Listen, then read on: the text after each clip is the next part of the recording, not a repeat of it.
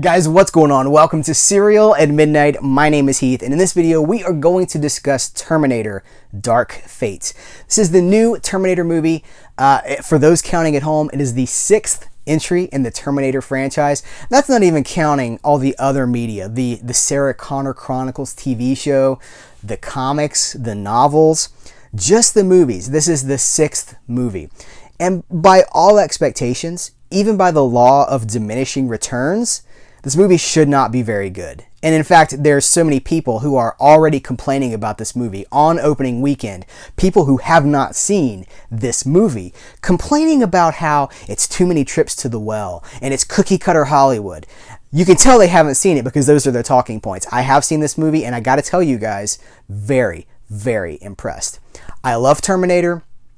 I have been a fan of I've grown up with Terminator, and I've bought these movies more times than I pulled these off the shelf just so you guys could see. I've bought Terminator 1, not even counting VHS and DVD back in the day. I've bought the Blu-ray twice. I've bought Terminator 2 twice on Blu-ray, and I bought the 4K. Terminator Salvation, Terminator Genesis. I have supported this franchise my entire life. I love Terminator, though I do realize that James Cameron's Terminator is the lifeblood of this franchise. And without Cameron, what makes Terminator Terminator kind of gets pushed aside in favor of just future war, that sort of thing. What really, I think, makes this new movie so special is that Cameron is back. Now, he did not direct this movie. It's directed by Tim Miller, the director of Deadpool. And but it is a movie that has Cameron's DNA. It has his fingerprints in the script, in the action. It feels like James Cameron's Terminator. And I have to tell you guys, I have not felt the way that I feel about Terminator: Dark Fate since Terminator 2. I know that's a big claim. I understand. But it's just really, see, what Cameron's movies do, if you look at the Terminator franchise as a whole and you are able to focus in on the first two that James Cameron created, you can see that they're about something. They're not about the future war. They're not about the machines rising. They're about us. And those movies hold up a mirror to who we are. Terminator 1 in 1984 shows us who we are in 1984. Terminator 2, more than even Terminator 1, really has a message about who we are. And this movie is the first one that I have felt so strongly about since Terminator 2. It is a movie for who we are. Now, you're going to see reviews for this saying that it's a pro-Trump movie. You're going to see reviews for this saying that it's an anti-Trump movie. I don't think that it's either one of those things. I think, once again, the mirror is being held up and showing us who we are. This is a movie that is pulled from our current society, the topics, the characters, the gray morality of, is this right? I don't think it chooses sides. And I think that's one of the hallmarks of a really well-constructed movie, is that it's not necessarily bashing an agenda, preaching at you. It's showing you this is the world we live in. And you know what? If you want to ignore those things, if you want to ignore the messages, if you want to say, well, Terminator 1 and Terminator 2 were just about Arnold Schwarzenegger hunting this kid. Well, no, they're actually about a lot more than that. But if you don't want to participate in that level of theme, you don't have to. You can just ignore it. And I think you can do that for this movie too. But here's what we're going to do. We're going to talk a little bit about the movie, non-spoiler, and then I want to move in later into the video talking a little bit more in depth about some of the themes. I'm never out to spoil things for you, so I don't think I'm going to spoil this movie for you, but I do want to be a little bit more specific, and I'll give you time to bail if you don't want to hear those. But I will say right off the top, Linda Hamilton back in this movie for the first time since Terminator 2. She is fantastic. I think that our lead characters, the good Terminator character, the Protector character, the pursuing Terminator, everybody does a really, really good job. The action is there. It's that Terminator 2 style of action.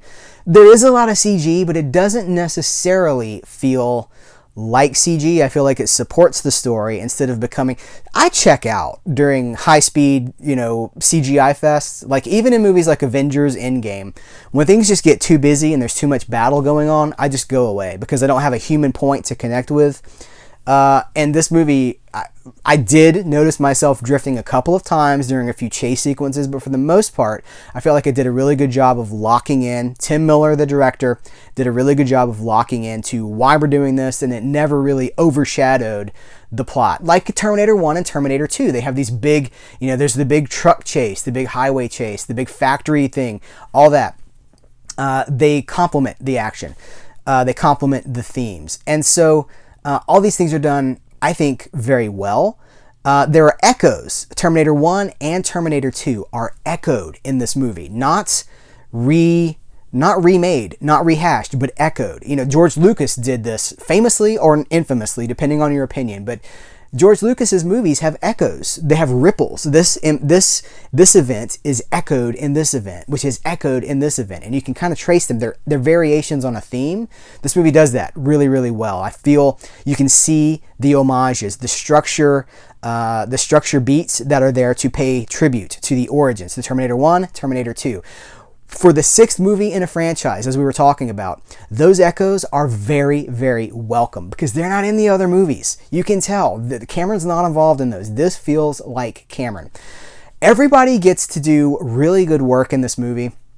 Linda Hamilton's character takes a bit of a deviation from where we last saw her. There's some plot contrivances that I won't tell you in this portion. Arnold Schwarzenegger is, of course, in this movie, and we have never seen this performance from Arnold Schwarzenegger in a Terminator movie. This is new. This is new for him. This is a new role. There is no Hasta la Vista, baby. There is no I'll be back. This is a different look at that Terminator character, and I love it. I love it. So I'm going to wrap up the non-spoiler section here just by saying I think it's I can't believe how much I like this movie. I actually waited a couple of days. I saw it on opening day, and I have waited 2 days as of the recording of this video because I wanted to just make sure, am I too high on this movie? Am I just, sucked in by the hype? Though most of the hype that I've seen has been negative, and people have told me that, oh, that's not very good. Did you see it? Well, no, but people are saying it's not very good. Guess what? It is very good. It has a lot to say. And I'm going to say, in my personal favorites of the Terminator movies, this now is number 3. It's Terminator 2 at the top, it's Terminator 1 right under that, and then Terminator 3. And I actually feel like those movies, Terminator 1, Terminator 2, and Terminator Dark Fate, form a trilogy. The other movies, Salvation and Genesis, are kind of supplementary. They tell different kinds of stories. This feels like Terminator 3. That's the highest compliment I can give this movie. It feels like Terminator 3. And so I recommend it. Don't go in with huge expectations, but I want you guys to know this is a movie that's about something. And it was clearly done with the involvement of James Cameron, who thought up the whole thing in the first place. So I give it my recommendation. As you can tell, I'm fired up. I'm angry at the naysayers. I'm angry that we live in a Rotten Tomatoes world where movies don't even get a chance anymore. They come out, and before they've even hit theaters, people are picking them apart on the internet. Nothing stands a chance anymore. And I'm just really tired of the keyboard warriors on Twitter and the Rotten Tomatoes people and all these bloggers and vloggers who just lead with negativity and don't even give things a chance. They go in already with their mind made up that they're not going to enjoy something. This is a good movie with a lot to say, wonderful action scenes. Go see it. Serial at Midnight recommends it. So we're going to split over into a light spoiler segment. So if you don't want to see that, thank you for watching this video. I do appreciate you. Okay, now for mild spoilers. Now again, I don't want to spoil anything seriously, plot intensive or anything like that. But again, this is where we kind of get into the politics. There are, people said that Rambo Last Blood was a political movie. That's not really a political movie. This is a political movie, but it's not political in terms of like pro-Trump or anti-Trump as much as it's just like, this is the world we live in. Listen, this movie has, half of it takes place in Mexico. Half of it takes place in Texas. There's a border patrol scene where there's immigration stuff.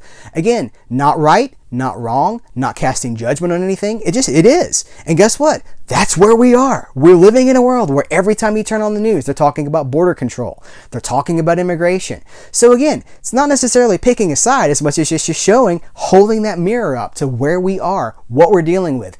They have made our lead defending, the Kyle Reese character, the defender in this movie, is a white, blonde woman who in real life is very pretty. She's like model. she's very attractive, but they've made her kind of an action hero in the style of Linda Hamilton. Those that say like, well, they're pushing a feminist agenda. Have you seen Terminator 2?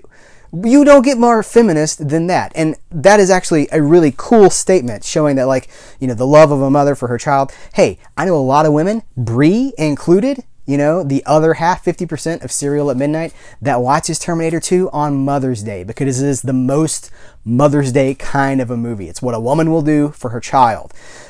These movies have always had that. That's not new. So if you're offended by that or if you're bothered by that, it's been there since the beginning. But the other thing that's really interesting is that the pursuing Terminator, the pursuer, the danger, the threat, is portrayed by a man who is American Mexican. Gabriel Luna. He's not Mexican American. He was born in Texas. He is an American with Mexican heritage.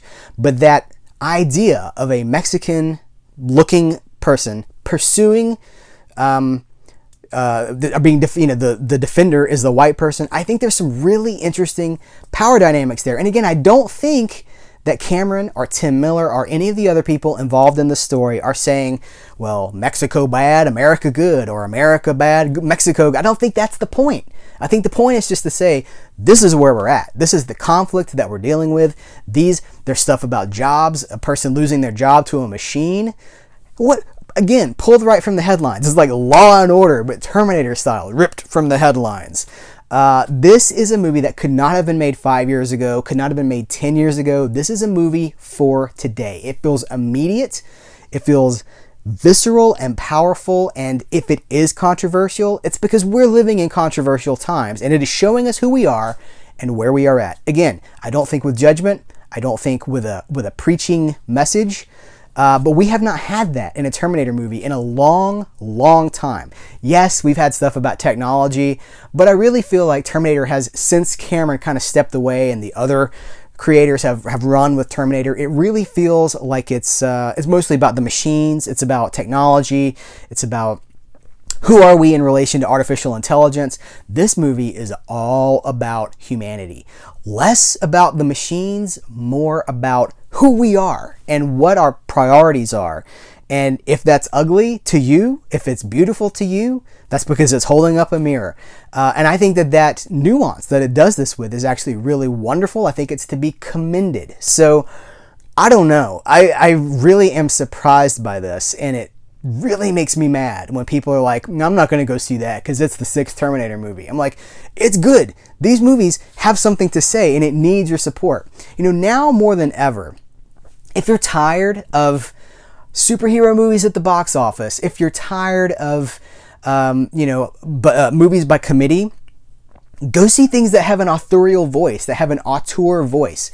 This movie feels like James Cameron. I just really think that things like this need to be supported. We need to be championing them, not tearing them down on social media. And another thing, I'm just going to add this. Sometimes I get comments when I do these videos and like, well, it didn't make a lot of money at the box office, so clearly it's not very good and it's a failure. We do not judge the success of a piece of art based on how much money it made. We decide that for ourselves. You decide that for yourselves. We don't say, well, it didn't make a lot of money, so not very good. That's not how it works. You decide using this and using this. You decide what works for you, and then you support the things that work for you. And hopefully you go tell people about what works for you. There's a lot of stuff that's kind of culminated with this. In the 2 days since I've been waiting between seeing this movie and filming this video, so much negativity about this movie, and I really don't understand it, and it makes me upset. So I'm tapping into my passion. I'm tapping into that fire. Support what you love. Lead with passion. Lead with enthusiasm and optimism. Give things a chance. And don't immediately just discount everything as being the worst or a cash-in. James Cameron showed up for this movie. The story showed up for this movie. Linda Hamilton, fantastic. Arnold Schwarzenegger, one of my... Oh, you guys, what a wonderful performance from Arnold Schwarzenegger. He gets, again, without spoiling any plots for you, these characters have closure now. Terminator 2 gave that character closure, but he's back in this movie, and there's the kind of closure that he can get almost 30 years after Terminator 2, an older, mature T-800. That's what we're looking at in this movie. You've seen the trailer, beard. He's an older T-800, and that character is not where we left him. And it gives Arnold Schwarzenegger a lot of things to do, a lot of meat. There's a lot of meat on those bones, you guys. All right, I'm going to bail. I'm going to stop talking. I've talked to you a long time. I've been a little bit fired up. Guys, support the things that you love. Whether you want to see this movie or not. If you don't want to go see it, then don't go see it. But don't badmouth things that you haven't seen on an assumption. I think it's a really good movie. So I'm not gonna rate it. I think I've said enough. I'm not gonna rate it. I really like it. It's my Terminator 3. This is my trilogy. Terminator 1, Terminator 2, Terminator Dark Fate. It's my Terminator 3. It's the highest compliment I can pay it. Guys, thank you so much for hanging out, watching this video. Have you seen it? And what did you think? If you haven't seen it, I'm not really interested in what you think about this movie. I'm going to be honest with you. If you haven't seen a movie, you don't really have an opinion. Any opinion that you have is a guess. It's an assumption. I want to know what you think about those of you who saw it. What did you think about it? And if you haven't seen it and you want to weigh in on it, go see it. We can have a conversation about it in the comments below. Guys, thank you. Thank you very much. Take care. I do appreciate you. So until next time, I will catch you later.